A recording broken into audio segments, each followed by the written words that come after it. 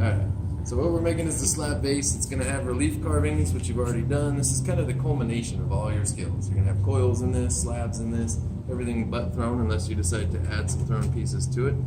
I've got a couple panels made out because one of the more important things that I see in this project is allowing it to set up or allowing it to get to just before leather hard so that it will hold up. So a lot of students get 3 parts of this built, which takes a while. Each piece takes roughly half a day.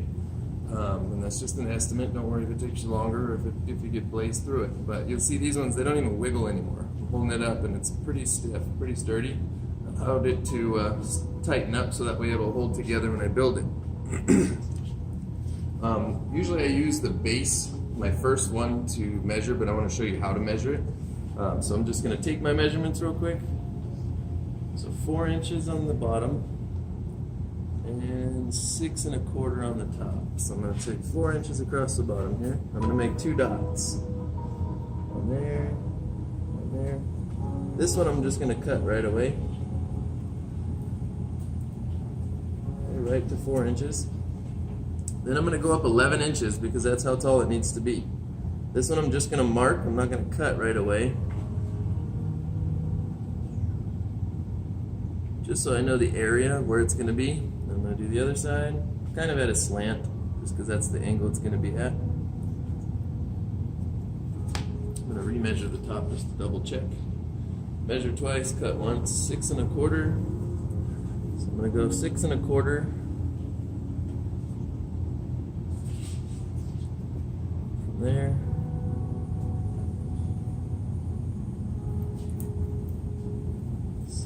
And 1/4. Okay. Then I'm going to line those up exactly where they are.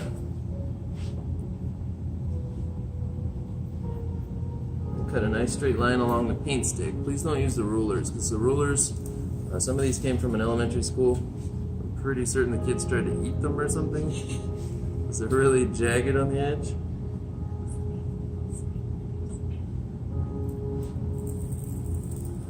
Okay, if you tried to measure each one of these out, they'd all be a little bit different because there's no way to get it perfect.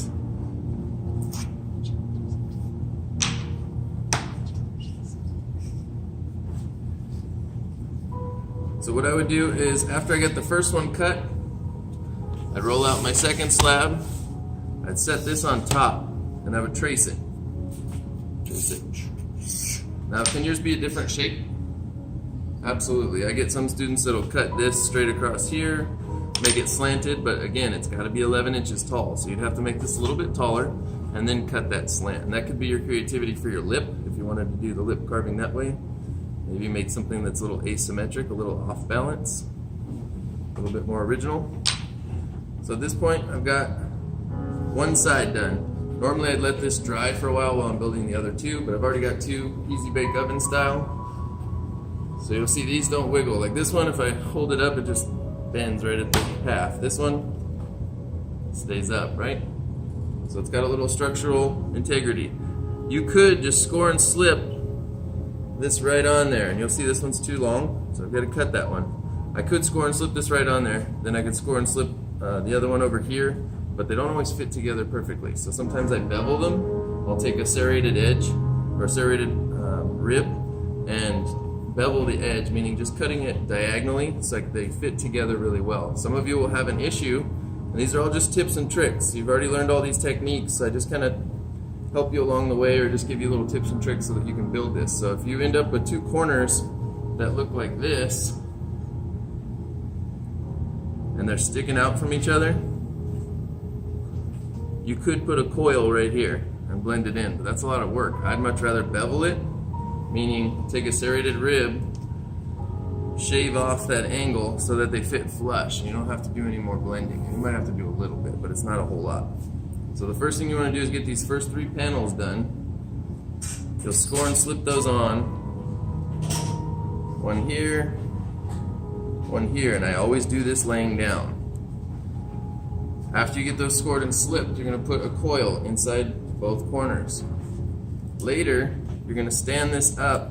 I'm not going to touch the bottom one because it's still soggy, but you'd stand the whole thing up and put your 4th panel on. Because what I see all too often is they get the 3 panels done, and they try to put it on while it's still laying down, what do you think that panel is going to do?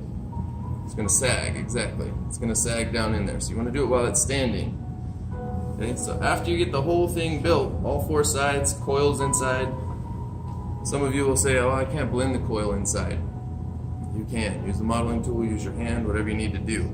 Also, another thing that I see a lot is people will go to move these onto a bat, and good luck finding a 12-inch bat. I don't know why people are holding on to those and hoarding those, but they're somewhere. If you see a dry project on top of a 12-inch bat, feel free to set that project exactly where it was. Be very careful with it, and you can take the 12-inch bat. But the 12-inch bats are pretty crucial to this project, just so you can put them in a bag safely. You'll notice that sometimes these dry and they curl up a little bit, because the top will dry a little faster than the bottom, because that wood will hold some moisture. If they do curl up on you, just flip them over and let them sit for a few seconds. Okay? Another thing is when people move them to the bat, sometimes they wiggle them a little bit. So what I do is I set it on the bat, and I'll use the paint stick and just kind of straighten up my sides. Okay, just like so. And the bottom and top, they don't usually move too much unless you're really like trying to pry it off the table, like if it's stuck really bad. But if you use the canvas, you don't have to worry about that. Okay, so then how do you think you're going to make the bottom? Any guesses? We've got all 4 sides put together. We've got all 4 sides. How do you think you make the bottom? Roll out a slab, set it on there. You can trace exactly around if you want it to be flush. I've also had students do pedestals to where they did 2 slabs. They traced the first one that was a little bigger than the actual base of the project. Then they made another one that was a little bigger than that, so it looked more like a trophy style. Does that make sense? Does anybody have any questions? No? So then the relief carving, you guys have already seen how to do that. Just use the bobby pin or the sgraffito tool to carve that out. Modeling tool to shape one side or the other. Yes, Marty? Does the shortest part have to be 11 inches? The shortest part, yes. Are you? No, you could go lower than 11. As long as the tallest portion or the majority is 11 inches. That's a good question. Yeah, as long as there's something there that shows that it was 11 inches tall. You don't just cut way down in here. Okay? But yeah, don't allow me to get in the way of your creativity. Any other questions? Yes? What was one of the creative project made from this project? For the slab base? I don't know, there's always a lot, but I'd probably say the sailboat. It had 5 sides, and again, it has to have at least 4 sides. No 3-sided ones, 4 sides minimum. You can make 8 or 20,000 if you want to. Slight exaggeration, but yeah, it needs to be at least 4 sides. Okay?